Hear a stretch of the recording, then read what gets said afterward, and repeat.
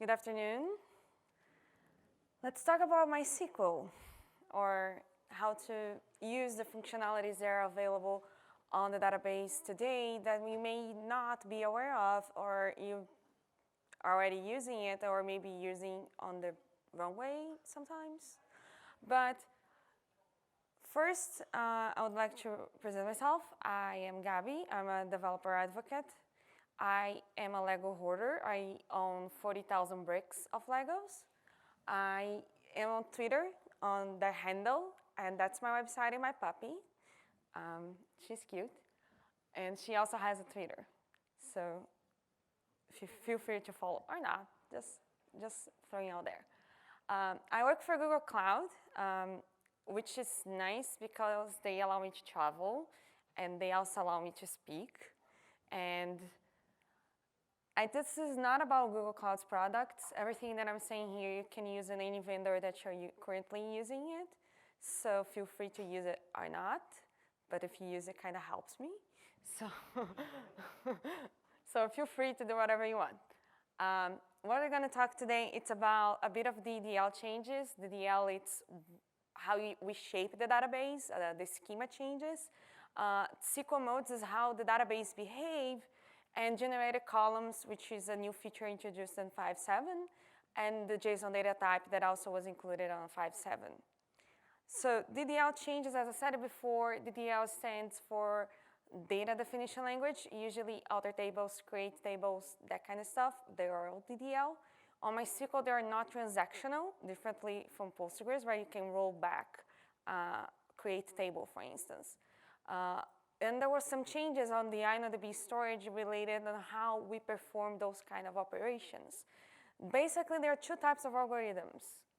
First one, it's the in-place algorithm, which allows you to do changes without actually having to copy their whole table to do it.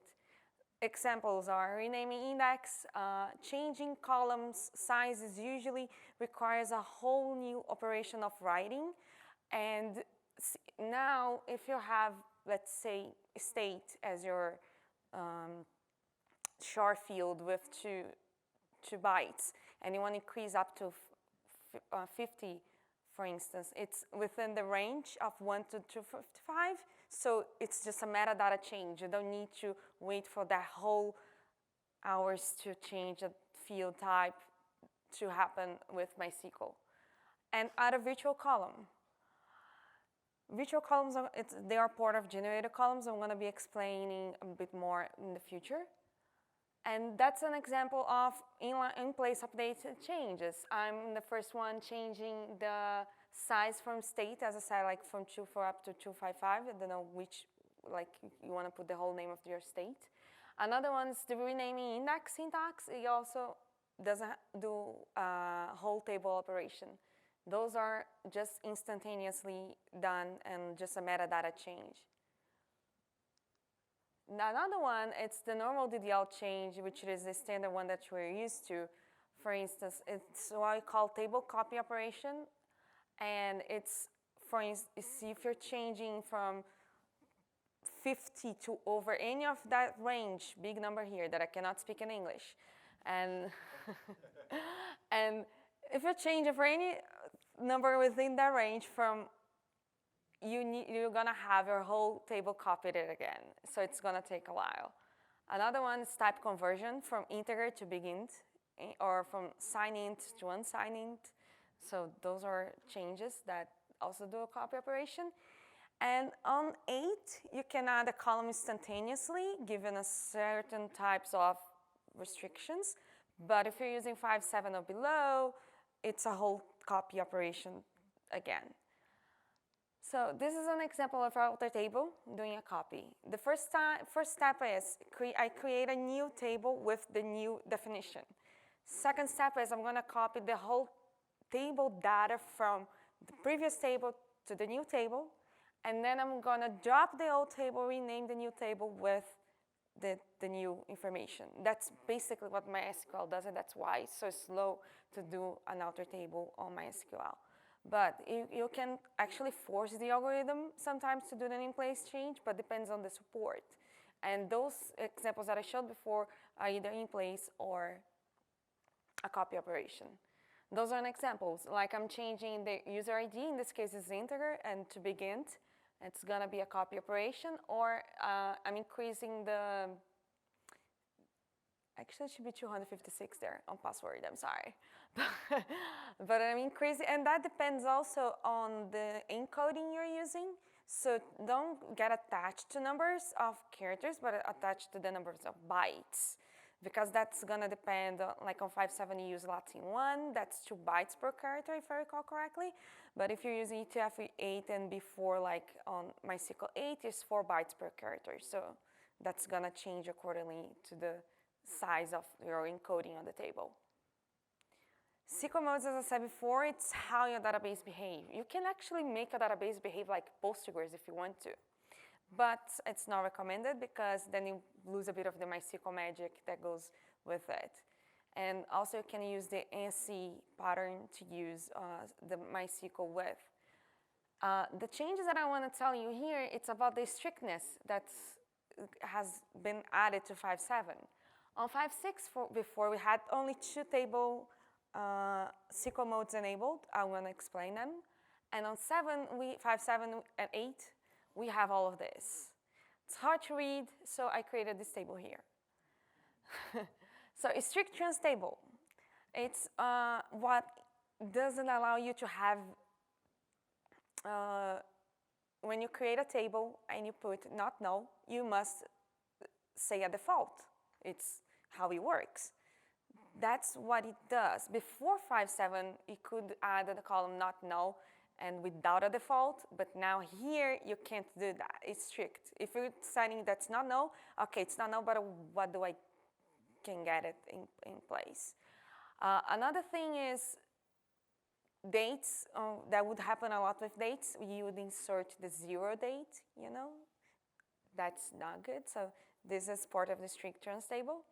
No engine substitution. MySQL, we usually use MyISON or InnoDB, mostly InnoDB, but there are tons of engines there.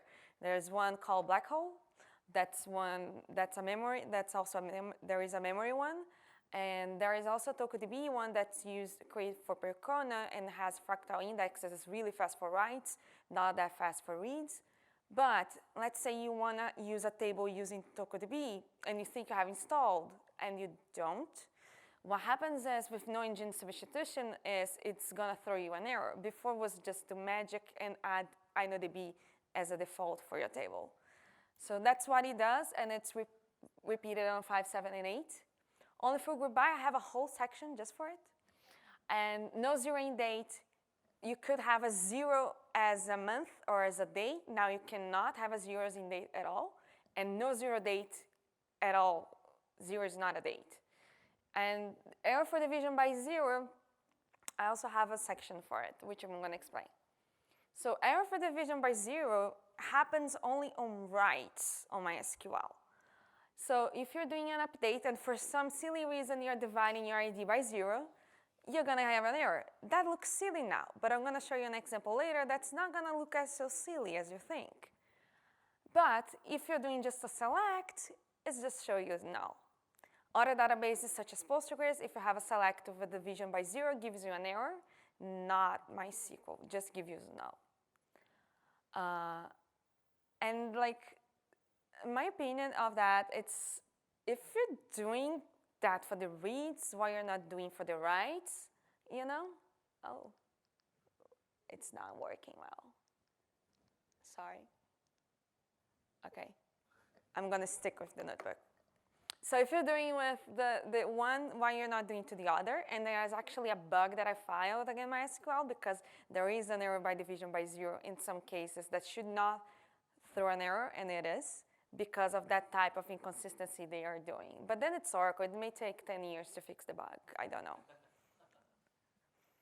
Only for group by is a really strict mode, which has been causing a lot of headache for people to upgrade from 5.6 to 5.7. And people, you should not be worried about this because this is database theory. Like, it's how it works, how it's supposed to work. The way it was before, it was just magic, and that was not the right way. in my opinion, because everyone has an opinion, but like my opinion was not the right way. And like only for group by just forces you to have a better data integrity on your database. How so?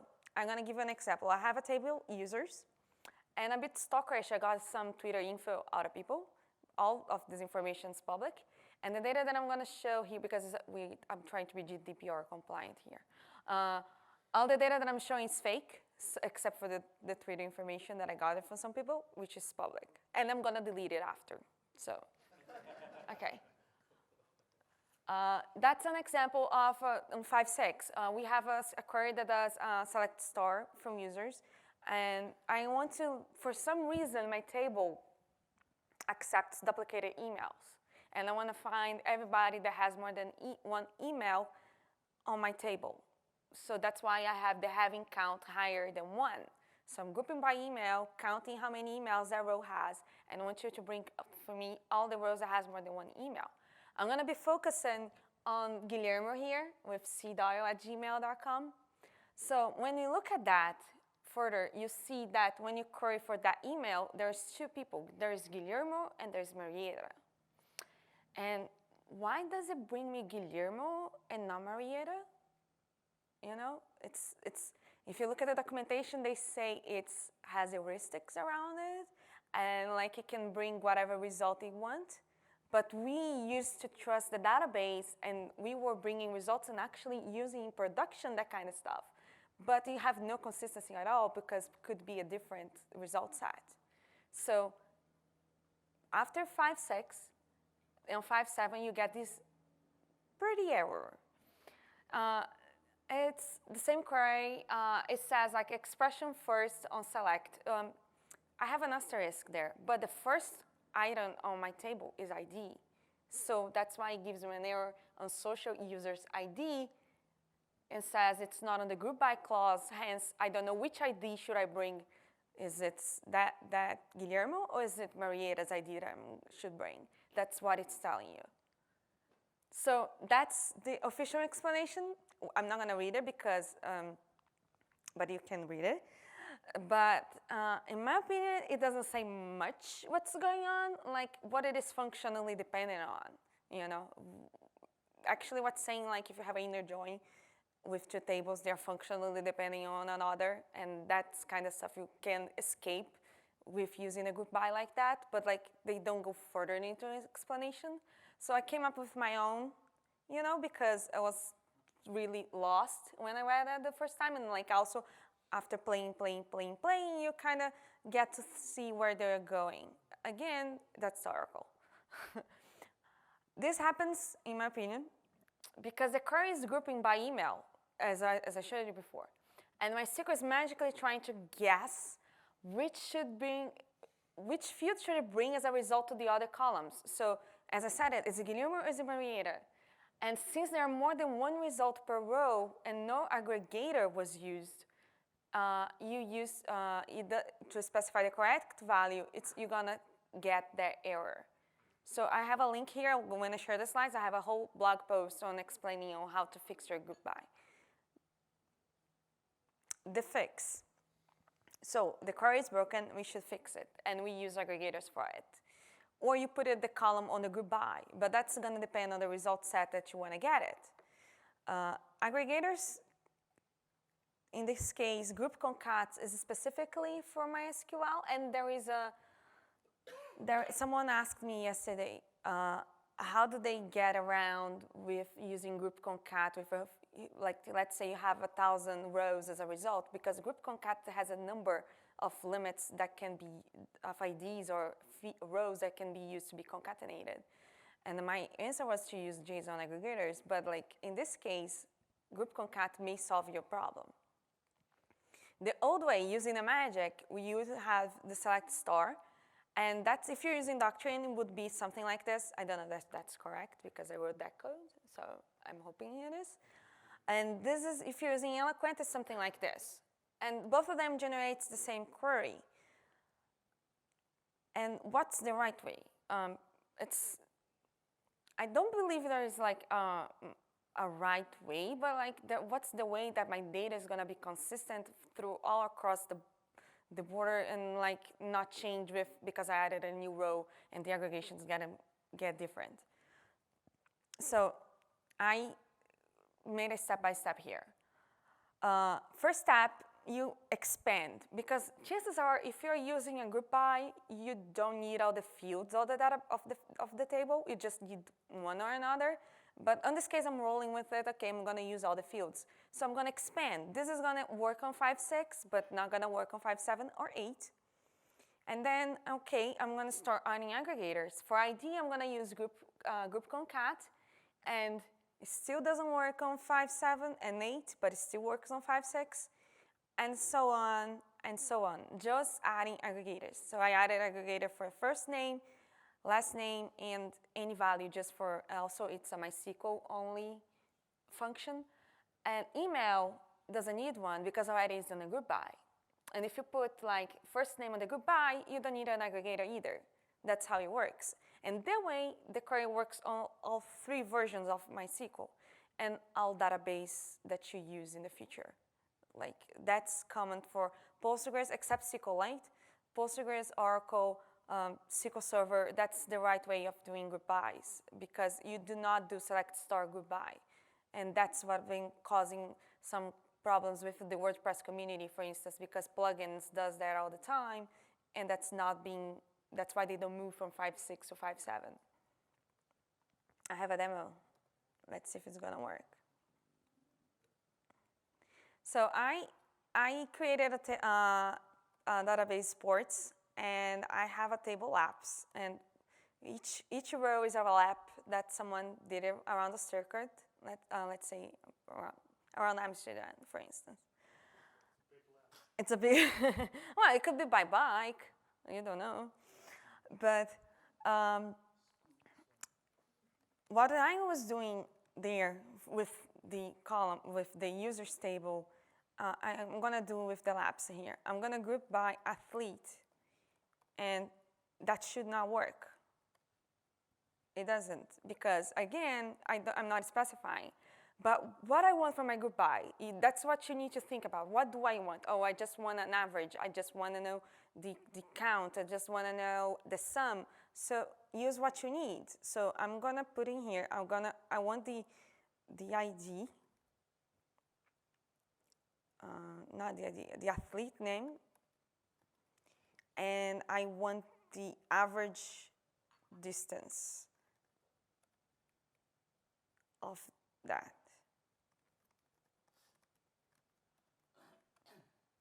And then your query works. Again, you can have all of the data that you need per row, but like if I wanted here to get, okay, I want the results per row, and that doesn't make much sense. But if you put the ID here, you don't need to put an aggregator on ID, and you can just use it again. Let me do a count. It should return 1 to everything.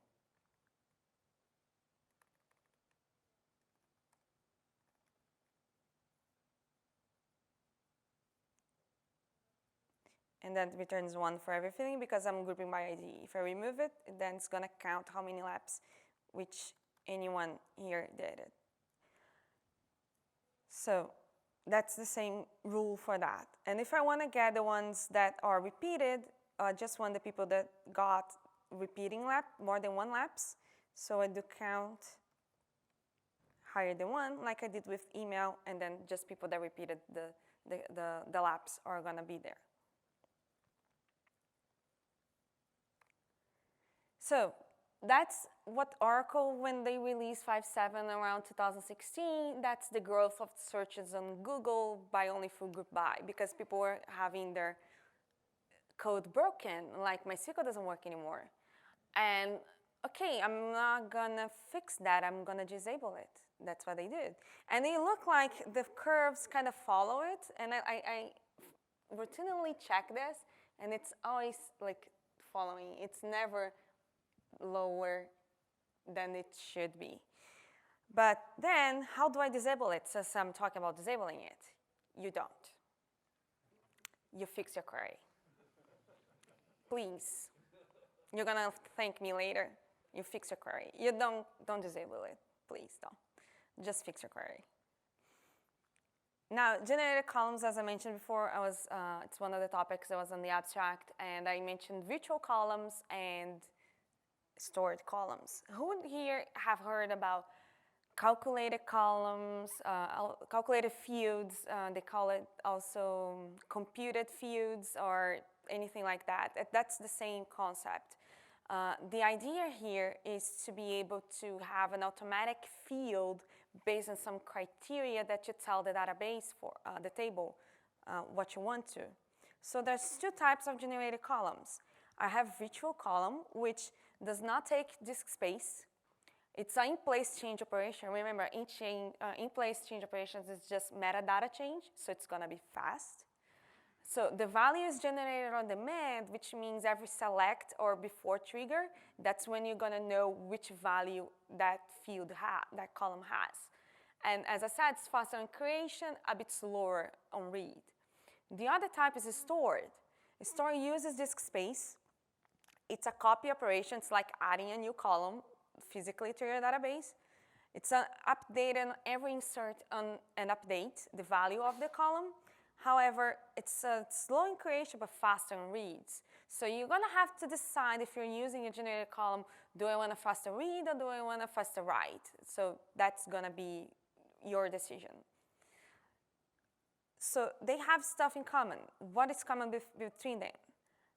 It's not like a view, but because a view can have the whole, can access joins and tables and stuff like that. But the virtual and generated columns only can know about their own fields. They don't have access to other tables. They have a type. You need to specify if you're creating a virtual column that's about an integer, you need to tell that's an integer. And they allow expressions to be used. You can use operators like I'm multiplying, like you have ordered items and you have quantity and price. You can have like total price of the row there just for you instead of calculating on the PHP, which you may have problems with floats, doubles, and stuff like that. On database, if you do that multiplication, you're bound to the type, which is you should use the minimum, which is cents, but most people use decimal. Then you're gonna avoid fluctuation between points.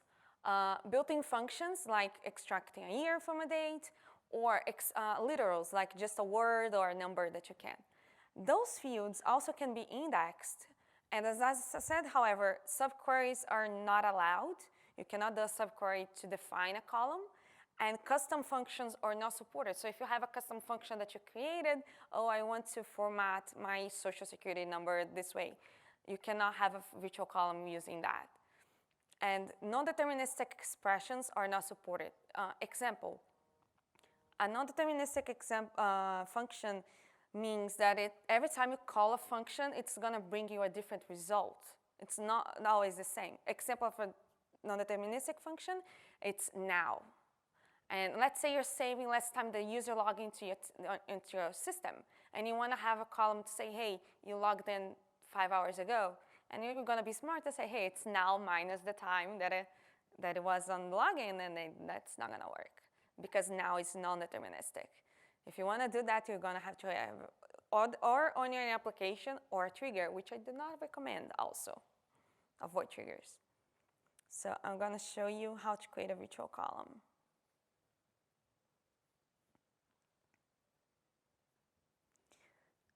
Okay. So I cheated here because I'm using date time. I'm going to show my lapse table again. I'm using date time to store start and end time, but I don't know how long it's taking it. I want to know how long it took. So I'm going to do alter table lapse. I'm going to add a column. That's the same syntax for adding columns that you have it now. And I'm going to put it as time. And I need to specify the type. Since I'm converting to timestamp, subtracting 2 timestamps, I'm going to use integer. And then comes the part where you say the expression. The expression in this case, you can use just this keyword here. And it needs to have the parentheses. Then that's my expression. as I said, you can use built-in functions. Timestamp diff, it's a function inside within MySQL. It's going to give me the difference in seconds between start time and end time. And if you, by default, they are virtual. This one I'm going to create virtual. Oh, wait. After distance. So it's easier to read. So when you look here, I have time now. And for instance, I did have 0 time because my start and end time are the same. And remember when I said like the division by 0 sounds silly at that point? Now you're dealing with columns names and you don't know the value. That can happen on insert.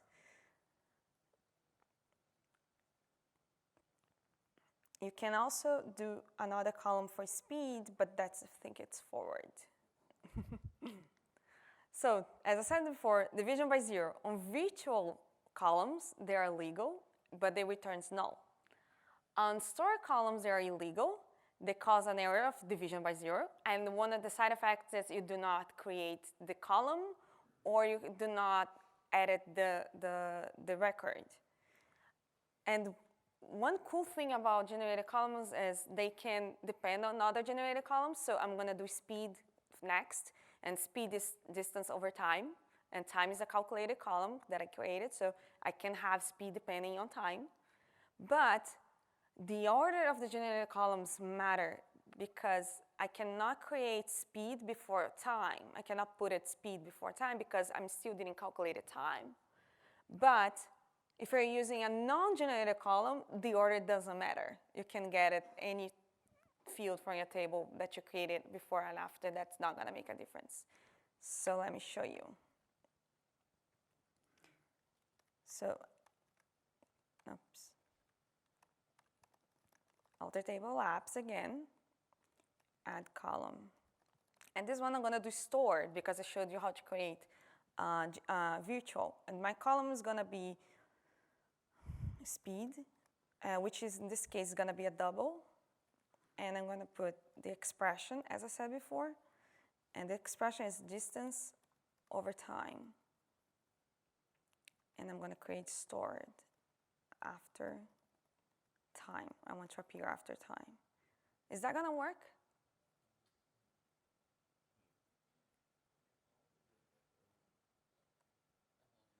No. Because on time, I have a field with division by 0. So that my example of dividing ID by 0 is not that silly because that's an example of how that can actually happen to you on run a write operation. Because this is a write operation, I'm trying to create a column and write the records stored on the database. But if I change it to virtual, you can put virtual or just leave it blank. It's going to be the same. It's in there. And when you look, it's null. That's why I did not like their approach about it.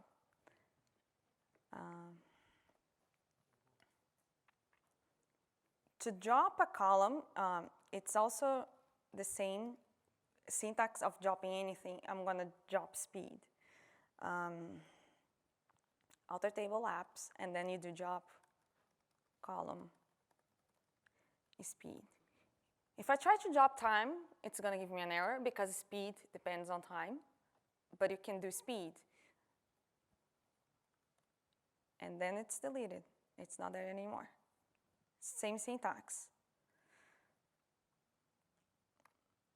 JSON. Who here knows which version of MySQL they're using? Okay. Who's using 5.7? Oh, a lot of people actually. Okay, I'm happy. Are you using the JSON functionalities? Okay, more or less. Okay. Okay, you can use a document store. You don't need to use MySQL, but it's nice to have it.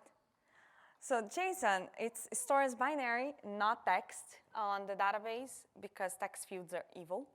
Text fields can be converted to JSON. I had a company that I worked for where we would store the response from the API on the text field, and that would make the table have like gigabytes of size just because of that.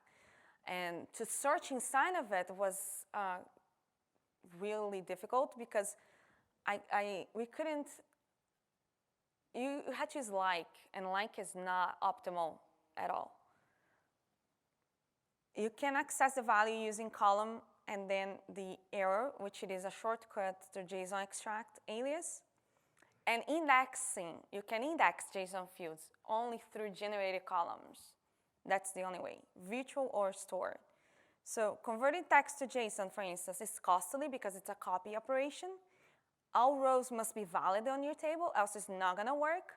And for you to be sure about that, you can use JSON valid for validation. So I have a demonstration here.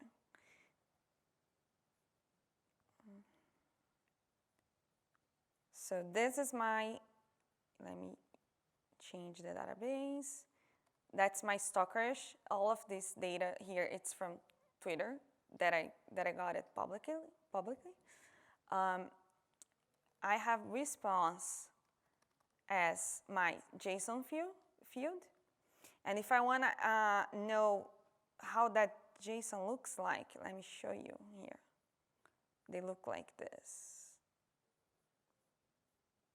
That's the JSON response that I have on my thing. I'm going to get the language.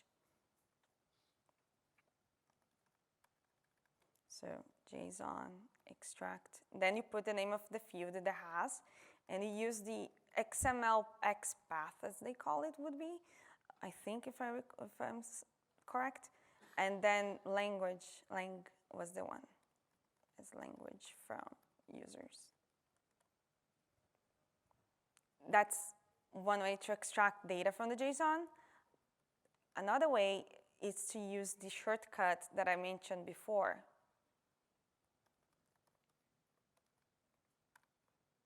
But I want you to notice something. It's a string, but it has the double quotes on it. It's because it's JSON, it has the double quotes on it, it's gonna bring it. But Gabi, I don't want the double quotes because I'm gonna compare that column to something else. Okay, that's okay. You use JSON unquote. I'm gonna copy and paste here to remove that. And that's removed. Or you go more smarty and just add another error. That's it. That's one way. You're extracting the data from the JSON now. Now, you can create a generated column. I'm going to use, let's say you're going to access this data a lot, like the language you're going to access a lot. And you wanted to have it more easily for you to access instead of going all the way looking for it. So you do the same thing. Alter table, in this case, users, add column. In this case, I'm going to put language as a version, not as varchar 255, and I'm going to do virtual. This, if you do like this, I remember expressions are accepted, so you can use the expression. After, I'm going to put after screen name. So when I select star from users again, I have language there. And if you go to the JSON and change your data, that's going to reflect your data too. And then you said to me, I'm going to access and I'm going to search it for it. So if you do select star from users, where language, for Dutch they use NL, right? Yeah. Those are all the users that I have that speak Dutch. And if you look at the explain, it's scanning the whole table, all 70,000 rows of it. So it would make sense to have an index there, don't you agree? So you can create an index.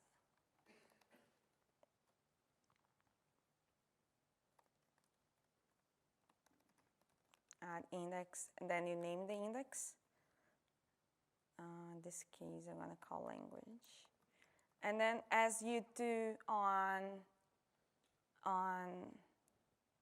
with normal columns, you just put the name of the column that you're using. If you put the JSON expression, that's not going to work. You need to put the name of the generated column. And the type is in there.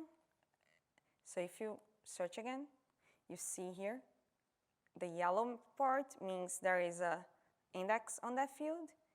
And then now it used the index to do the search and filtered 100% of that. You can create the index together with, when you create a generated column, you also can create the index. And I said to you, the virtual columns do not use disk space, but their indexes do, because it needs to be saved somewhere. But it's a fast operation. Okay. Other features and deprecations. Passwords now can have expiration date, and as of 5.7, yes. No zero date, no zeroing date, error for division by zero. They are the SQL modes that I talk about. They are going to be part of the strict trans table at some point, so it's only going to get worse. So please be attuned to that. Tables now supports more than one trigger per event. So before you only could have only one insert trigger for insert and per table and one trigger for update. Now you can have multiples one, but they're dangerous, don't do them. And on year 2, like I don't know if there's people that still use that, on 5.6 was deprecated and we moved completely on 5.7. So do not do that either. Grant statements for now, if you do, like every time I don't know how to create a user by head, I always go to Stack Overflow, and always I have a grant privilege to someone on the database tile, on the database and this host. And when you grant the privilege, if the user is not created, the database creates for you because it's the magic happening. But on 8, for instance, that doesn't work. And on 5.7, it's deprecated. So there is a create user syntax that you can use to actually create the user before giving them permission for something they don't have. And to finalize, a bit of MySQL 8 bits. If you're not on my talk yesterday, that's okay. You have a new default encoding, which is a TF8 and multi-byte string 4. You have a new data dictionary. They change how they do the file structure on the database. Users now can have roles, which means you can grant same kind of privilege for me and for anyone else without having to copy and paste all the time. You can instantaneously add columns if the column is just being appended to the table, not like you saw me using after the name of the column that I wanted. If you do that, that's not instantaneously. It's going to copy the whole table again. CATS, it's a new algorithm for high concurrency on instead of FIFO for the database. JSON partial update, instead of like decoding the whole JSON, do your change and updating the JSON again, you can do that with SQL directly without having to rewrite the whole object. Window functions, which are analytical functions to help you with analyze the data in a more context of business intelligence, let's say. And common table expressions helps you to not write subqueries. Better geospatial support, and you can use MySQL without knowing SQL too. And also, this is also true for 5.7 I discovered. It also works with if you have MySQL shell, what they call. So that's it. If you have any questions, that's my Twitter, and I have stickers. And come talk to me. Thank you.